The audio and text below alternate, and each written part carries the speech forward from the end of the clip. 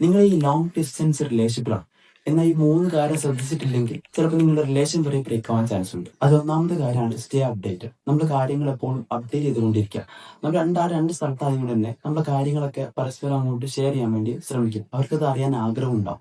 നിങ്ങൾ എത്ര ബിസി ആണെങ്കിൽ കുറച്ച് സമയം കിട്ടുകയാണെങ്കിൽ അപ്പോഴെങ്കിലും എന്താക്കുക അവരുടെ കാര്യങ്ങളൊക്കെ പറയാൻ വേണ്ടി ശ്രമിക്കുക. രണ്ടാമത്തെ കാര്യമാണ് റീഅഷുറൻസ്. നമ്മുടെ ഇടയിൽ എപ്പോഴും ഡിസ്റ്റൻസ് ഉണ്ടായതുകൊണ്ട് പാർട്ട്നേഴ്സിന് ചിലപ്പോൾ ഒരു സംശയം ഉണ്ടാവാൻ ചാൻസ്. അവർക്ക് നമ്മൾ എപ്പോഴും ഇഷ്ടമാണോ, അവർക്ക് നമ്മൾ എപ്പോഴും വലിയ കാര്യമാണോ എന്നൊക്കെ ഉണ്ടാവും.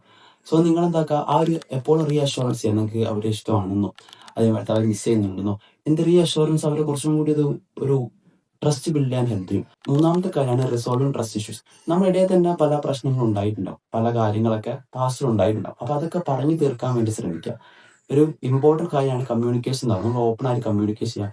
എന്തെങ്കിലും ട്രസ്റ്റ് ഇഷ്യൂസ് ഉണ്ടെങ്കിൽ അത് പറഞ്ഞു തീർക്കാൻ വേണ്ടി തീർക്കുക. അത് വെച്ചുകൊണ്ടിരിക്കുന്ന വഴി റിലേഷൻ കൂടുതൽ അത് പ്രത്യേകിച്ച് ലോങ് ആവുന്നത് കാരണം തന്നെ അത് ബ്രേക്ക് ആവാൻ നല്ല ചാൻസ് ഉണ്ട്.